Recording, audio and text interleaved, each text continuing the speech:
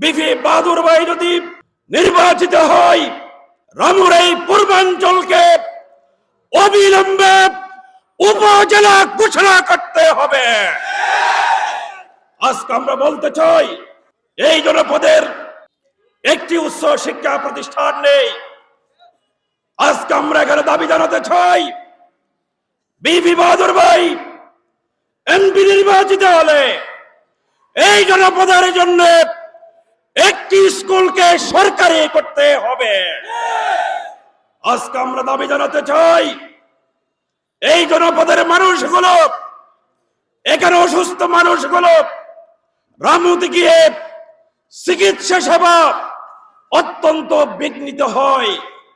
আজকে আমরা এখানে দাবি জানাতে চাই, গর্জনিয়া কচ্ছপিয়ার জন্য আলাদা সরকারি হাসপাতাল প্রতিষ্ঠা করতে হবে।